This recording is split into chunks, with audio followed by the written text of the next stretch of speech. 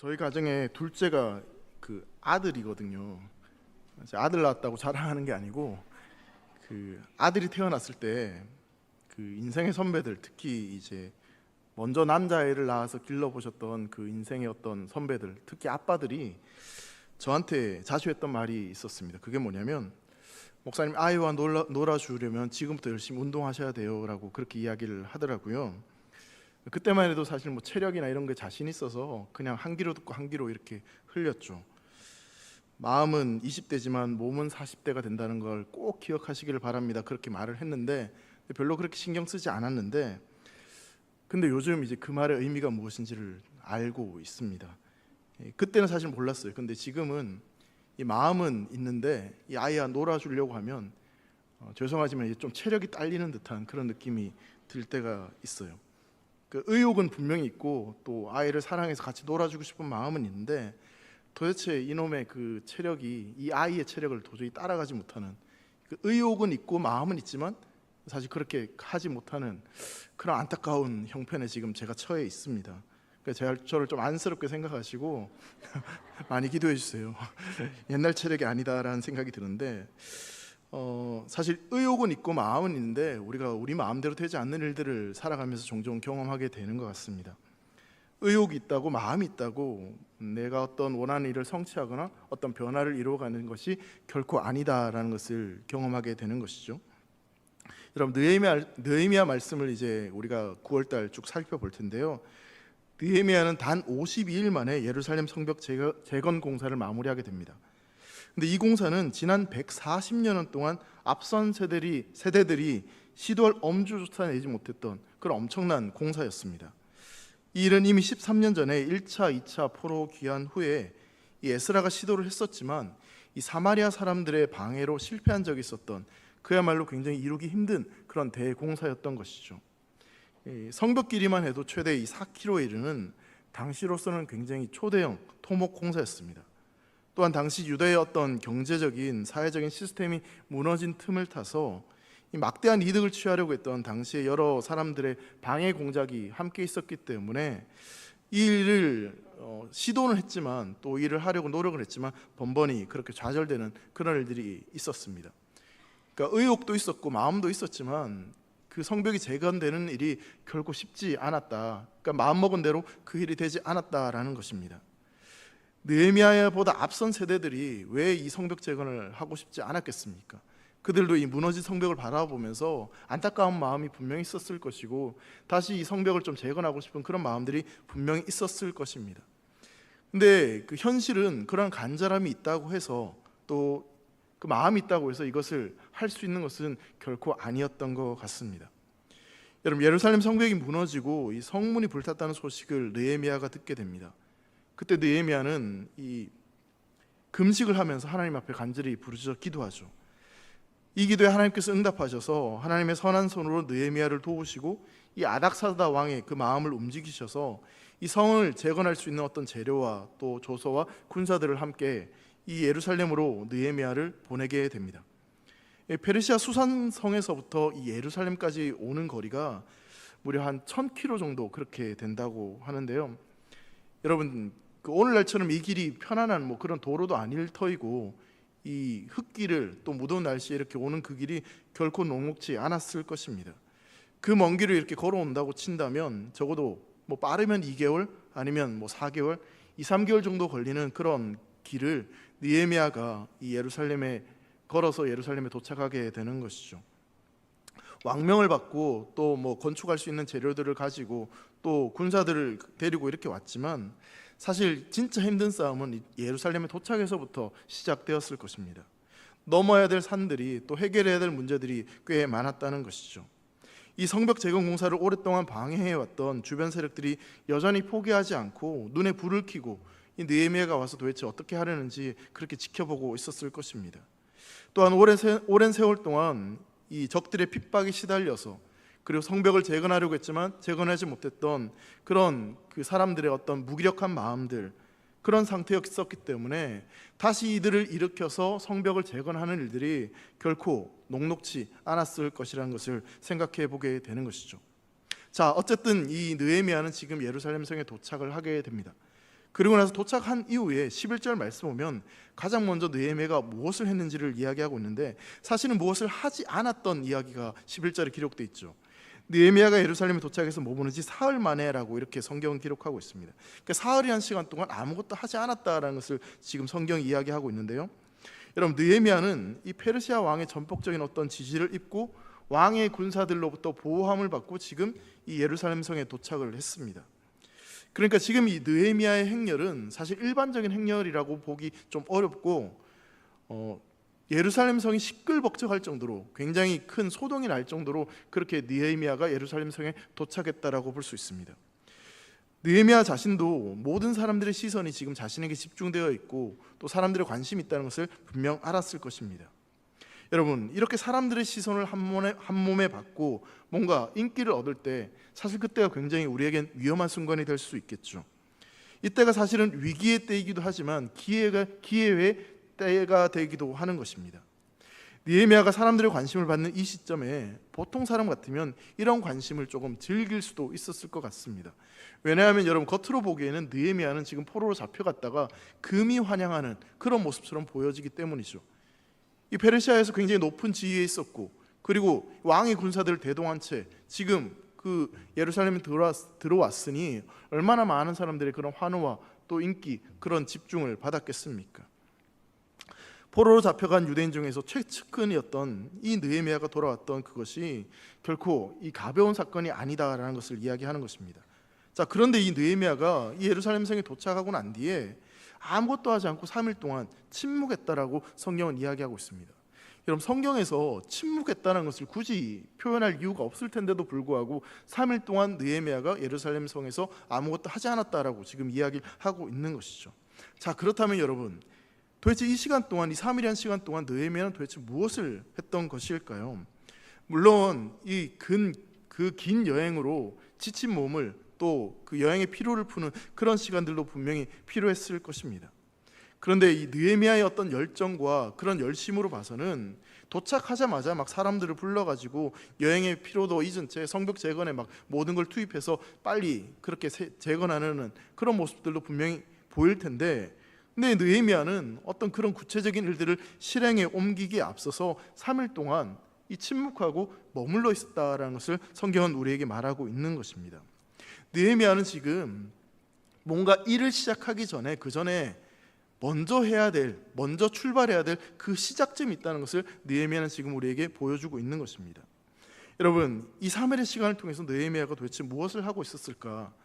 여러분, 그것을 생각해 보면 느헤미야는 지금 새가 더 멀리 높이 날기 위해서 날개를 접듯이 이 하나님의 일을, 하나님의 일하심을 온전히 감당하기 위해서 다시 한번 하나님 앞에 엎드리며 하나님의 도우심을 구하고 하나님의 지혜를 구하고 정말 이 일이 하나님께서 기뻐하시고 원하시는 뜻인지를 다시 한번 점검하는 그 시간을 이 3일이라는 시간 동안 보내고 있었을 것이다 라고 생각할 수 있는 것입니다.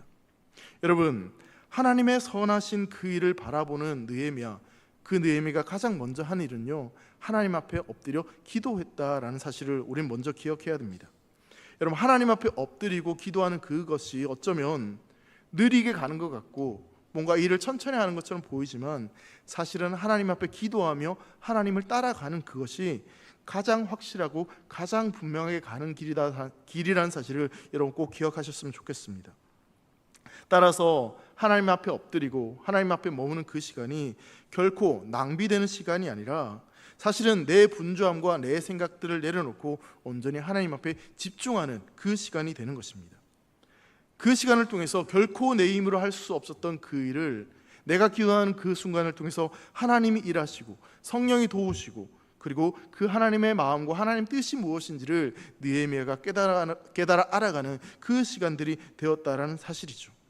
따라서 우리는 의식적으로 또 의도적으로 하나님이 우리에게 말씀하실 수 있는 그 시간들을 하나님 앞에 내어드리는 것이 반드시 우리에게 필요합니다. 여러분, 채우시는 것은 하나님이시지만 그 시간을 내어드리는 것은 우리의 헌신과 우리의 노력을 통해서 하나님 앞에 나아가는 것입니다. 여러분, 복잡하고 바쁘고 힘든 일이 있다면 또 걱정되는 일들이 많으면 많을수록 더욱더 우리는 하나님 앞에 엎드리는 시간이 필요합니다. 아무리 바빠도 아무리 분주해도 하나님 앞에 나아가는 그 시간은 우리에게 너무나 소중하고 반드시 필요하다는 사실입니다. 느헤미야는 그렇게 예루살렘에 도착하고 이 3일 동안 그렇게 기도하면서 잠잠히 하나님 앞에 엎드리며 기다리는 것이죠. 자, 그 시간 동안 그렇다면 하나님께서 느헤미야에게 어떤 일을 행하셨는지 여러분 12절 말씀을 보면요, 이런 말씀이 나오고 있습니다. 12절 한번 같이 읽겠습니다. 시작. 내 하나님께서 예루살렘을 위해 무엇을 할 것인지 내 마음에 주신 것을 내가 아무에게도 말하지 아니하고 밤에 일어나 몇몇 사람과 함께 나갈새 내가 탄 짐승 외에는 다른 짐승이 없더라. 그럼 3일이란 시간이 지나고 난 뒤에 바로 12절에 어떤 표현이 등장하냐면 내 하나님께서 예루살렘을 위해 무엇을 할 것인지 내 마음에 주신 것, 이런 표현이 나오고 있습니다. 그러니까 하나님 앞에 엎드리고 기도하는 그 시간들을 통하여서 느헤미야가 하나님의 마음을, 하나님의 계획을, 하나님의 뜻을 이 느헤미야가 다시 한번 깨달았던 그 시간들이 되었다라는 것이죠. 따라서 이 3일이라는 시간이 그냥 침묵하고 가만히 머물러 있었던 그런 어떤 낭비된 시간이 결코 아니다라는 사실입니다. 하나님의 뜻을 구하고 온전히 하나님을 의지했던 그 시간이 어쩌면 느헤미야에게 너무나 귀하고 너무나 중요한 시간이 될 수 있었다는 것이죠. 여러분, 느헤미야는요, 능력 있는 사람입니다. 포로로 잡혀갔는데 그만한 위치에 올라갔을 정도라면 그럼 지혜도 있고요, 똑똑하기도 했고 그만한 능력이 충분히 있는 사람입니다. 예루살렘 성벽 마음만 먹으면 충분히 건축할 수 있는 그만한 능력과 힘이 분명히 있을 것입니다. 그렇지만요, 여러분, 성벽 재건하는 일은 사람의 힘과 사람의 노력으로 되는 일이 아니라 그건 하나님께서 일하시고 하나님께서 도우셔야지만 가능한 일입니다. 그러하기에 느헤미야는요, 가장 먼저 하나님 앞에 엎드리는 겁니다. 하나님이 일하셔야 되기 때문에, 하나님이 도와주셔야 되기 때문에, 하나님이 그 일을 허락하셔야지만 그 일이 가능한 것이기 때문에 가장 먼저 하나님 앞에 엎드리고 기도하고 하나님의 뜻을 구하는 것입니다. 여러분, 우리의 열심이 앞서가지 않기를 소망합니다. 내 열심과 내 노력이 앞서가는 것이 아니라 하나님의 일하심을 따라가는 성도들이 되시기를 주의 이름으로 축복합니다. 하나님의 일은요, 하나님의 기름 부으심 있어야지, 그리고 하나님이 일하셔야지만, 하나님이 도우셔야지만 가능한 일이 되는 것이죠. 자, 3일 후 느헤미야는요, 이제 어떤 일을 하냐면 밤에 신복 두어 명만 거느리고 아무도 몰래 밖으로 나와서 이 폐허가 되어 있는 예루살렘 성벽을 쭉 살펴보게 되죠. 천천히 이동하면서 이 성벽이 어느 정도 파괴되었는지, 또 주변 지리가 어떻게 되는지 정확하게 모든 것들을 파악해 나가기 시작합니다. 그리고 거기서 무너진 성벽 잔해와 또 잡초들, 쓰레기 더미, 그리고 심지어 거기에 가로막혀서 더 이상 이 동물이 지나갈 수 없는 그런 곳에 머무르게 되고, 거기에서 포기하지 않고 다시 시내를 거슬러서 성벽을 돌아보면서 이 골짜기 문으로 다시 이렇게 돌아오게 됩니다. 말 타고 들어갈 수 없는 데까지 일일이 이렇게 걸어가면서 그 컴컴한 밤에 이 불이라고 밝히 있지도 않았을 터인데 횃불 하나 들고 이 성벽이 어느 정도 무너져 있는지, 어떤 상태인지 꼼꼼히 그것을 확인해 나갔던 것이죠. 자, 여러분, 느헤미야는 페르시아로부터 지금 예루살렘까지 무려 1000km 이상 지금 걸어서 2개월 내지 3개월 그렇게 걸어서 지금 여기에 도착한 겁니다. 물론 이 3일을 쉬었다고 하지만 그 정도 쉬어가지고는 충분히 몸이 회복되지 않았을 것입니다. 만약에 저 같으면 이런 생각들을 한번 해볼 수 있었을 것 같아요. 느헤미야가 그 정도의 위치와 또 사람들의 어떤 집중을 받고 있는 상태라면 한 일주일 정도 푹 좀 쉬고 나서 그 다음에 이 예루살렘성의 어떤 유지들, 권세자들, 힘 있는 사람들을 쭉 불러다 모아놓고 내가 지금 왕으로부터 특별한 권한을 받고 내가 지금 여기에 왔으니 그 사람들에게 명령을 해가지고 너희들이 지금 좀 살펴봐서 저 예루살렘 성이 지금 어떠한 상태인지 좀 살펴보고, 그리고 어떻게 저걸 재건할 수 있을지 좀 계획을 잡아가지고 그렇게 가져와라. 그러면서 자기는 좀 쉬면서 그렇게 보고해오는 것들을 기다리고 그것을 듣기를 그렇게 했을 수도 분명히 있었을 것 같아요. 굳이 자신이 나가가지고 그 성벽을 꼼꼼히 그렇게 살펴볼 이유가 없지 않았을까 생각해 보게 되는 거죠. 그런데 여러분, 느헤미야는요 그렇게 하지 않습니다. 그 부하들에게 명령해놓고 그렇게 기다리는 것이 아니라 본인이 직접 그 밤에 이 예루살렘 성벽을 꼼꼼히 살펴보면서 도대체 어느 정도 무너졌는지, 상태가 어떤지에 대해서 점검을 하는 것이죠. 여러분, 느헤미야가요 가장 먼저 하나님 앞에 엎드리고 기도한 이후에 그 하나님의 마음을 깨닫고 하나님의 뜻을 깨닫고 난 이후에 가장 먼저 한 일은요, 밤에 예루살렘 성벽에 나가서 그 성벽을 돌아보고 그것을 살펴보는 일을 한 것입니다. 느헤미야는 지금 하나님이 맡기신 사명이기 때문에 이후로 미루는 것이 아니라 그 즉시 그 마음이 부어지는 그 순간 하나님의 뜻을 깨닫고 그 하나님의 일에 적극적으로 순종하는 모습을 보여주고 있는 것입니다. 여러분, 성도들이요, 가끔 착각하는 것들이 있습니다. 그게 뭐냐면 믿습니다 하면 그걸로 진짜 되는 줄 알아요. 여기는 이제 그런 분들이 안 계신 거 알아요. 수요 예배 정도 오실 정도면 그 정도 믿음 가지고는 이제 아니라는 걸 아는데, 때로는 이제 그런 분들이 있다라는 거예요. 믿습니다, 뭐 이 말 한마디 해놓고 그냥 믿습니다, 당연히 될 줄 알고 그렇게 기다리는 분들이 있는 거죠. 물론 여러분, 구원은요 믿음으로 받는 게 맞습니다. 하지만 그 기적을 일으키고 그 일을 이루는 것은 그 믿음대로 행할 때, 순종할 때 그 일이 우리의 삶에 이루어지는 것입니다.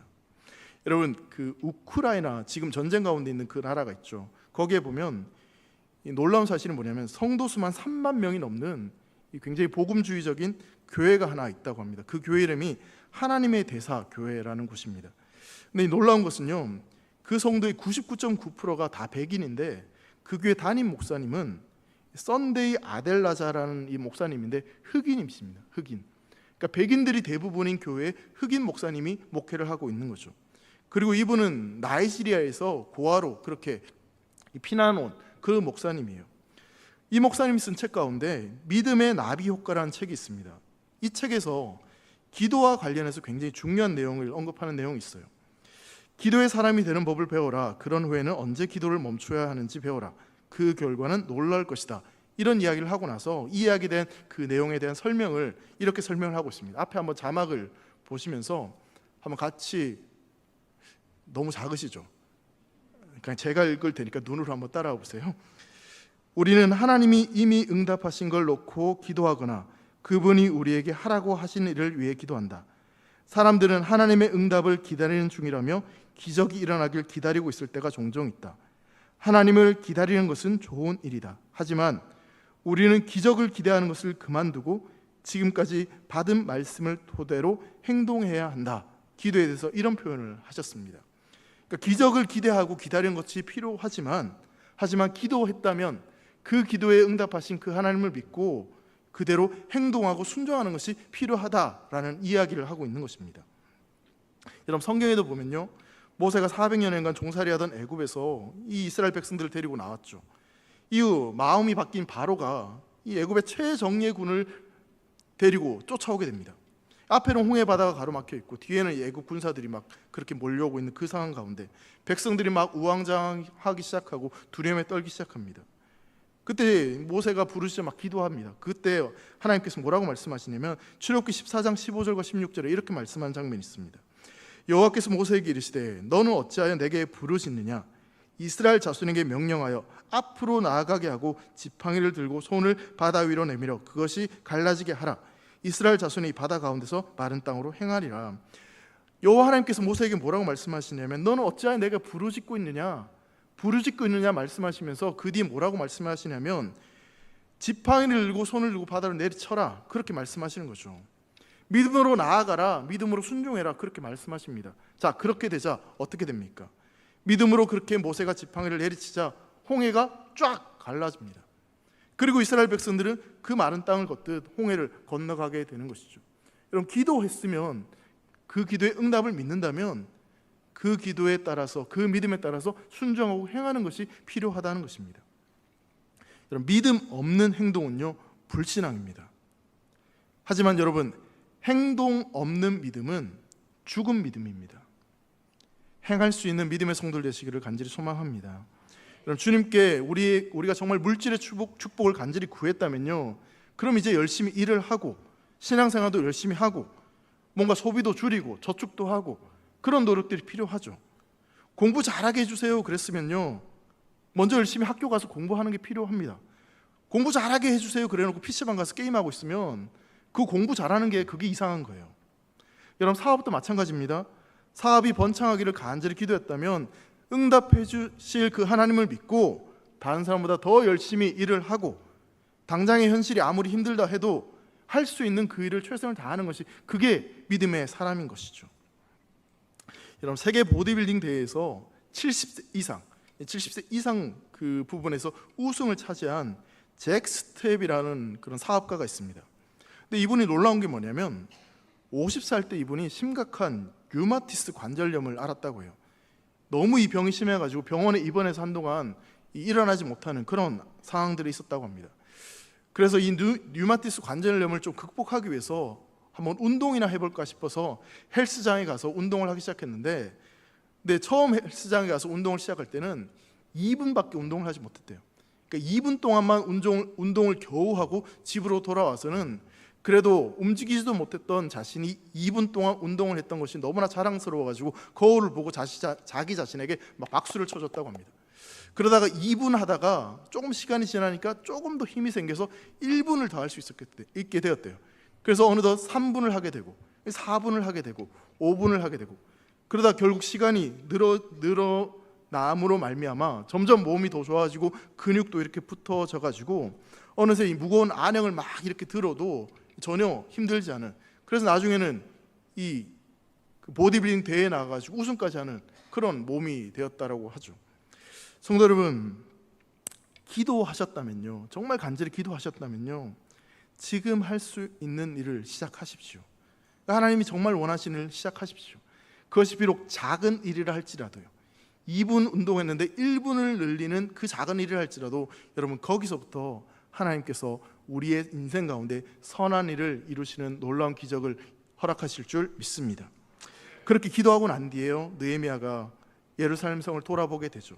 근데 이 느헤미야가 예루살렘 성벽을 돌아봤던 그 현실이 어떤 상황이었냐면 너무나 처참하고 너무나 비참한 상황이었습니다. 심지어 어떤 곳은 자신이 타고 있던 동물이 지나갈 수도 없을 정도로 그렇게 무너져 내린 그런 장면도 보았습니다. 예루살렘 성이 그렇게 황폐해진 것이었죠. 벽돌이 무너지고 거기에 잡초가 무성하고 성문을 불타버렸고 성벽도 무너져 있고, 여러분 가슴이 너무나 아팠지만요, 느헤미야는 그 성벽을 꼼꼼히 어디가 무너졌는데 어떤 상태인지를 꼼꼼히 점검하고 또 그것을 확인해 나갑니다. 여러분, 이게 무슨 이야기를 지금 하고 있는 것이겠습니까? 우리는 살아가면서 나의 삶의 무너진 부분이 무엇인지를 돌아볼 필요가 있다는 사실입니다. 17절 말씀을 한번 보시기 바랍니다. 후에 그들에게 이르기를 우리가 당한 공경은 너희도 보고 있는 바라. 예루살렘이 황폐하고 성문이 불탔으니 자 예루살렘 성을 건축하여 다시 수치를 당하지 말자 하고, 여러분 느헤미야가 그 성벽을 꼼꼼히 살펴보고 난 뒤에 이 예루살렘 성이 어떠한 상태인지를 지금 이야기합니다. 유대인들, 제사장들, 방백들, 귀족들을 다 모아놓고 이 무너진 이 예루살렘 성, 이렇게 무너지고 처참해진 이 예루살렘 성을 다시 회복하고 다시 재건하자는 그 계획에 대해서 이야기를 하고 있는 것이죠. 그러면서 느헤미야가 지금 뭐라고 이야기하냐면 우리가 당한 공경이다라는 표현을 하고 있습니다. 느헤미야는 예루살렘 성의 그 무너진 것을 보고요, 너희가 이렇게 만들었잖아, 너희 때문이야, 그렇게 이야기하는 것이 아니라 너희들의 공경이 아니라 나의 공경이고 우리의 공경이고 우리의 아픔이다라는 것을 그렇게 이야기하고 있는 것입니다. 즉 예루살렘 성이 무너진 것은 너희만의 고통이 아니라 나의 고통이고 우리 모두의 고통이고 아픔이다라는 것을 그렇게 이야기하고 있는 것이죠. 그러면서 느헤미야가 말하고 있는 이 말의 의미는 뭐냐면, 여러분 지금 우리가 당한 이 곤경, 이 상황은 삶의 중심에서 하나님을 잊어버리고 우리 마음대로 죄짓고 살다가 결국은 바벨론 포로가 되고 지금 이렇게 황폐해져 버린 것입니다. 여러분 이렇게 살아가서는 안 됩니다. 이건 정말 부끄러운 것입니다. 너무나 마음 아프고 너무나 고통스러운 그 아픔을 지금 이스라엘 백성들에게 그렇게 이야기하고 있는 것입니다. 이스라엘 백성만의 고통이 아니라 바로 나의 고통이고 나의 죄악이고 나의 마음의 아픔이다라는 것을 이렇게 표현을 하고 있는 것이죠. 성도 여러분, 때로는 우리가 처한 그 아픔의 상황들, 어려운 상황들을 우리가 직시하고 그것을 깊게 들여다보는 것이 너무나 고통스러울 때도 있습니다. 하지만 여러분, 하나님의 선하시고 그 완전하신 그 일이 시작되는 그 시점은 어디냐면 내가 죄인이고 내가 무능력하고 내 안에 선한 것이 아무것도 없다는 것을 인정하고 그렇게 하나님 앞에 납작 엎드리는 그때부터 하나님의 일하심을 우리는 경험할 수 있게 되는 것이죠. 그렇기 때문에 여러분 아프지만요, 고통스럽지만 나의 삶과 나의 내면을 들여다보는 것이 우리에게 필요합니다. 어디에서부터 내가 지금 무너져 있는지, 아프지만 그것을 직면해야 될 필요가 있다는 것이죠. 힘들지만 인정할 것은 인정해야 됩니다. 여러분 내가 잘못했으면요, 내가 용서 구할 게 있으면 인정해야 됩니다. 왜 자존심을 세웁니까? 왜 잘못했는데 잘못하지 않은 것처럼 살아갑니까? 왜 죄인인데 죄인이 아닌 것처럼 살아갑니까? 그러면요, 회복이 일어날 수 없습니다. 내가 지금 어떤 상태인지를 정확히 알아야 됩니다. 여러분, 병원에 가보세요. 병원에 가면요, 의사가 물어봅니다. 어디가 아프세요? 근데 의사 앞에서 저 괜찮아요, 안 아파요. 여러분, 그러면요, 그 어떤 의사도 치료할 수 없습니다. 심리학자인 프랭크 미더스라는 분이 행복도 선택이라는 책을 썼습니다. 근데 이 책에 보면요, 어떤 문제를 극복하는데 가장 먼저 출발이 되는 그것은 어디냐면 정직한 자기 직면이다라는 그런 표현을 합니다. 예를 들어서 이런 이야기입니다. 나는 도박하는 것을 멈출 수 없습니다. 이런 말을 하는 사람은요, 정직하게 나는 도박하는 것을 멈추지 않겠습니다라고 그렇게 자신을 솔직하게 인정하는 것이 필요하다는 거예요. 내 성격을 고칠 수 없다고 말하는 것이 아니라 나는 내 성격 고치고 싶지 않아요, 그렇게 말하는 것이 새로운 시작과 출발의 시작점이 될 수 있다는 것입니다. 성도 여러분, 우리는요, 우리 자신을 자꾸 감추려고 하는 모습들이 있습니다. 내 안에 무너져 있는 것이 분명히 있음에도 불구하고 겉으로 괜찮은 척 그렇게 살아갈 때가 있는 것이죠. 그러면서 때로는 다른 사람 탓을 하거나 환경 탓을 하거나 마치 나는 잘못이 없는 것처럼 그렇게 이야기를 할 때도 있습니다. 여러분, 탓은요, 누구나 할 수 있어요. 평가는 누구나 할 수 있고 정죄는 누구나 할 수 있습니다. 그러나 여러분, 그렇게 하면요, 내 삶이 회복되고 내 인생 가운데 일하시는 선하신 하나님을 맛볼 수는 없습니다. 내 안에 뭐가 무너져 있고 내 상태가 어떤지를 정확하게 알고 그 문제를 정직하게 하나님 앞에 고백하고 그렇게 나아갈 때, 그때 하나님께서 우리 인생 가운데 놀라운 일을 이루어 가실 줄 꼭 믿으시기 바랍니다. 그렇게 여러분, 아프지만 힘들지만 인정할 것은 인정해야 합니다. 우리의 무너짐이 있고 우리의 죄가 있다는 것을 인정하는 거죠. 어디서부터 무너졌는지, 어떻게 다시 시작해야 되는지 인정하는 것이 우리에게 필요하다는 사실입니다. 그렇게 느헤미야는 예루살렘 성이 어디가 무너졌는지, 지금 상태가 어떤지 너무나 고통스러웠지만 아팠지만 그 모습을, 그 현장을 똑똑히 보고 그것을 이스라엘 백성들과 함께 나누었습니다. 자, 그리고 나서 여러분, 그 아픈 현실을 직면하고 난 뒤에 느헤미야는요, 이제 하나님이 이 성벽 재건을 위해서 그동안 자신에게 어떤 일을 행하셨는지, 어떤 일을 이루어 가셨는지에 대해서, 그 일들에 대해서 이야기를 하기 시작합니다. 18절 말씀입니다. 한번 같이 읽겠습니다. 시작. 또 그들에게 하나님의 선한 손이 나를 도우신 일과 왕이 내게 이른 말씀을 전하였더니 그들의 말이 일어나 건축하자 하고 모두 힘을 내어 이 선한 일을 하려 합니다. 여러분, 느헤미야는요, 예루살렘 성이 도대체 어떤 상태인지를 이야기하고 난 뒤에 그 성을 회복하기 위해서 하나님께서 지금까지 자신을 어떻게 인도하시는지에 대해서 이야기를 하기 시작합니다. 하나님의 선한 손이 자신을 도우신 그 일과, 그리고 페르시아 왕 아닥사스다가 내가 너를 도와주겠다 했던 그 일에 대해서 이야기를 하는 것이죠.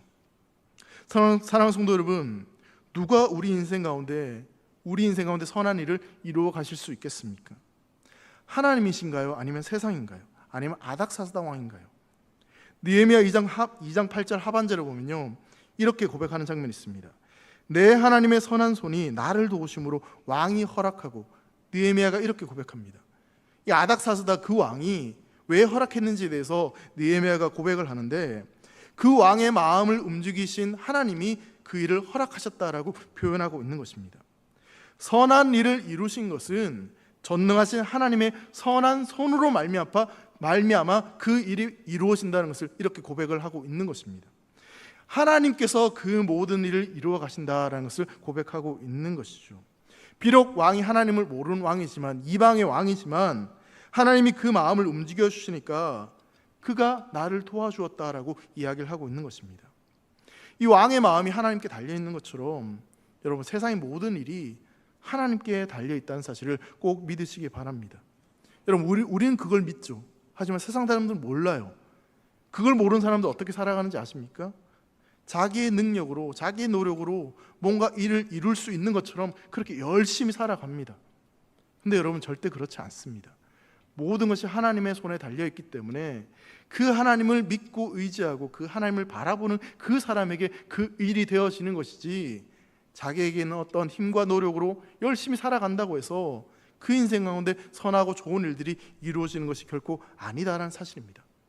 인간이 아무리 발버둥 쳐봐야 인간의 노력에는 반드시 한계가 있습니다. 돈이면 다 될 것처럼 보이지만 여러분, 죽음 앞에 돈이 무슨 소용이 있겠습니까? 여러분, 몽골 사람들이 굉장히 눈이 좋다라고 그렇게 일반적으로 이야기를 하죠.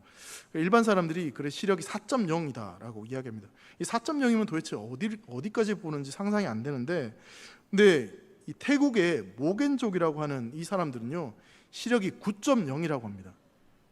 이 정도 되니까 이제 놀라시네. 4.0은 뭐, 여러분 9.0 정도면 독수리가 이렇게 멀리 바라보는 그 정도의 그 시력이라고 해요. 이 초원에서 멀리 이렇게 보는 그런 습관이 있다 보니까 그렇게 시력이 좋아진 거죠. 여러분, 우리 신앙도 마찬가지라는 생각을 해봅니다. 여러분, 교회 다니고 우리가 신앙생활 하지만 우리가 어떤 영적 시력을 가지느냐가 우리에게 굉장히 중요합니다. 내 앞에 보이는 어떤 이익이나 어떤 문제나 그 상황들을 우리가 계속해 바라보면 우리의 영적인 시력은 점점 나빠질 수밖에 없습니다.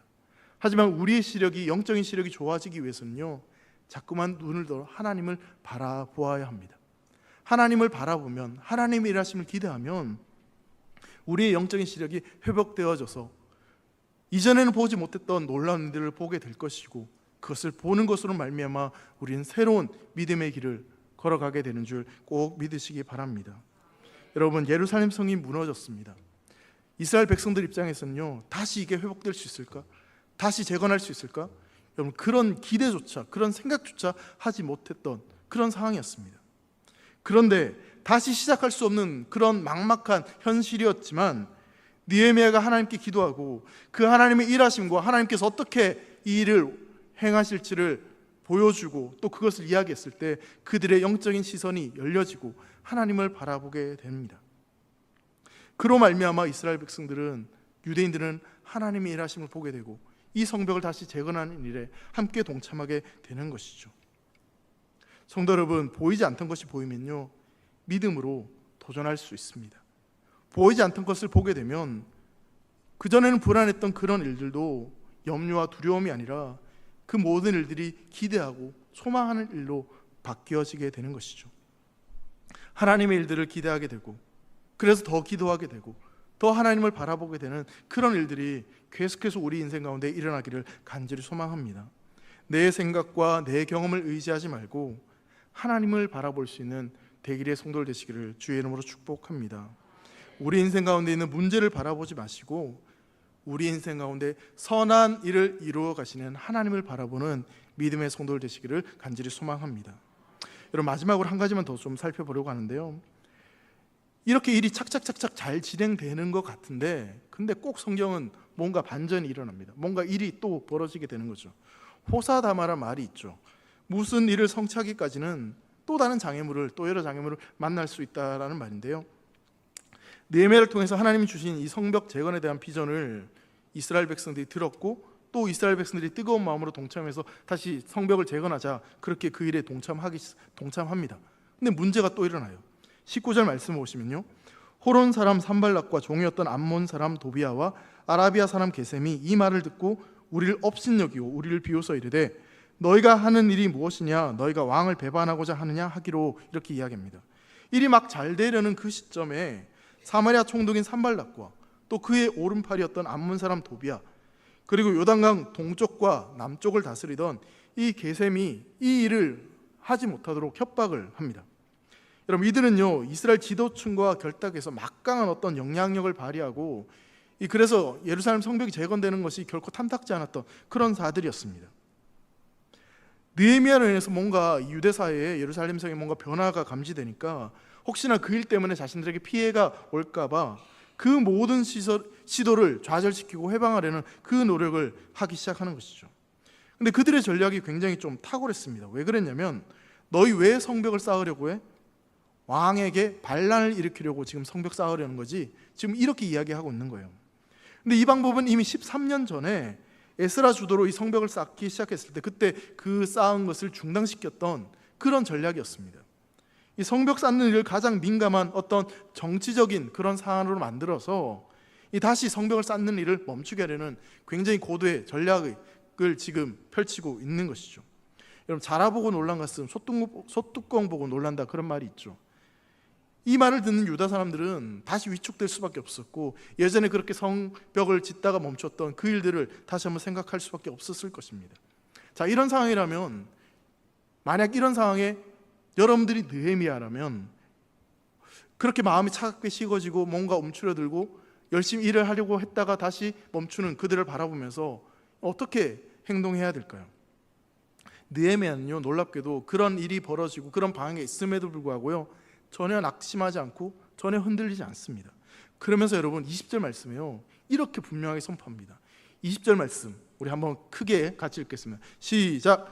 내가 그들에게 대답하여 이르되 하늘의 하나님이 우리를 형통하게 하시니니 그의 종들인 우리가 일어나 건축하려니와 오직 너희에게는 예루살렘에서 아무 기업도 없고 권리도 없고 기억되는 바가 없다 하였느니라.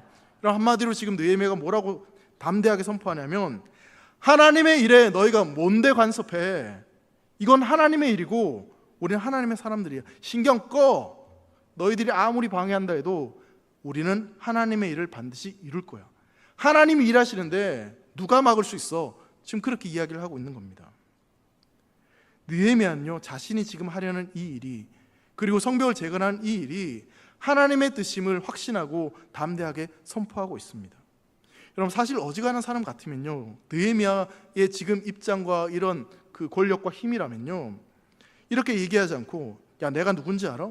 내가 페르시아 왕의 총애를 받아서 지금 예루살렘에서 온 사람이야. 내가 이런 힘과 능력 있어. 까불면 너희는 다 죽어. 뭐 이 정도 이렇게 이야기해야 되는데, 페르시아 왕의 이야기나 뭐 자기가 어떤 위치에 있거나 내가 데려온 군사들이 이 정도다, 뭐 그런 이야기하는 것이 아니라, 나와 함께 하시고 이 일을 시작하신 그 하나님이 나와 함께 하시기 때문에, 이 일은 하나님의 일이기 때문에 하나님이 반드시 이 일을 이루어 가신다는 그 하나님을 선포하고 있는 겁니다. 하나님을 붙잡고 있는 거예요. 하나님이 하신다는 것을 믿고 이렇게 선포하고 있는 겁니다. 여러분, 예레미야 9장 23절과 24절에 보면요, 이렇게 말씀하는 장면이 있어요. 여호와께서 이와 같이 말씀하시되 지혜로운 자는 그의 지혜를 자랑하지 말라. 용사는 그의 용맹을 자랑하지 말라. 부자는 그의 부함을 자랑하지 말라. 자랑하는 자는 이것으로 자랑할지니 곧 명철하여 나를 아는 것과 나 여호와는 사랑과 정의와 공의를 땅에 행하는 자인 줄 깨닫는 것이라. 나는 이 일을 기뻐하노라. 여호와의 말씀이니라. 여러분, 주님께서 무엇을 자랑하라고 말씀하십니까? 여호와 하나님을 자랑하라고, 그 하나님의 일하심을, 하나님이 함께 하심을 자랑하라고 이야기하는 겁니다. 여러분, 느헤미야가 빽이 없습니까? 뭐 돈이 없습니까? 능력이 없습니까? 힘이 없습니까? 그럼에도 오직 여호와 하나님만을 자랑합니다. 여호와 하나님만을 붙잡고 있습니다. 사랑하는 대길의 성도 여러분, 저와 여러분들이 그런 믿음의 성도들 되시기를 주의 이름으로 축복합니다. 여러분, 하나님을 섬기는 사람들에게도요, 장애물과 어려움들이 생길 수 있습니다. 노아가 하나님의 명령을 따라 방주를 열심히 만들었죠. 사람들에게 앞으로 내릴 큰 비를 피하기 위해서 이 방주를 만든다라고 이야기했지만, 하지만 사람들은 비웃습니다. 그 배가 완성되는 동안 비는 오지 않았고요.